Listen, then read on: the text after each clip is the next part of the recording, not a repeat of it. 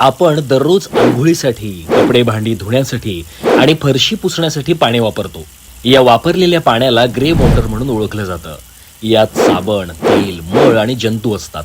हे पाणी प्रक्रिया न करता सोडलं तर पर्यावरणाचं मोठं नुकसान होतं.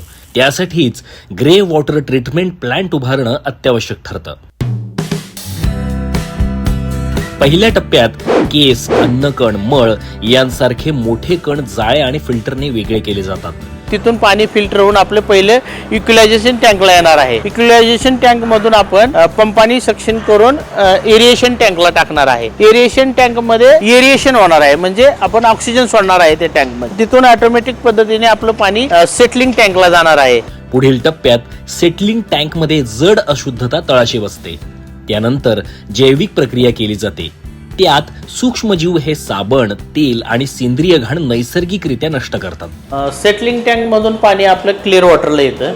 क्लिअर वॉटरला पाणी आल्यानंतर पंपाने आपण त्याला सक्शन करून सँड फिल्टरला घेतो. यानंतर सँड फिल्टर आणि कार्बन फिल्टरद्वारे पाणी पुन्हा फिल्टर केलं जातं, ज्यामुळे दुर्गंधी जाते आणि पाण्याचा रंग स्वच्छ दिसतो. शेवटी जंतुनाशक प्रक्रिया केली जाते. क्लोरीन मिक्स होऊन गेल्यानंतर पाणी ट्रीटेड वॉटरला जातं. ट्रीटेड वॉटरमध्ये त्यांचे पंप असतात वरी उचलण्याचे, आणि इथं आल्यानंतर पाणी नागरिकांना वापरण्यायोग्य आहे. हे शुद्ध पाणी बागकामासाठी, टॉयलेट फ्लशसाठी, फरशी स्वच्छ करण्यासाठी तसंच गाड्या धुण्यासाठी वापरता येतं. हा पर्यावरणपूरक प्लांट उभा करण्यासाठी रेनबो इको इन्फ्रा सोल्युशन्स ही कंपनी प्रसिद्ध आहे.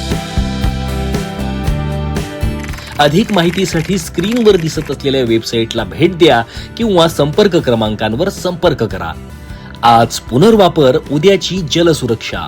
Rainbow eco infra solutions private limited.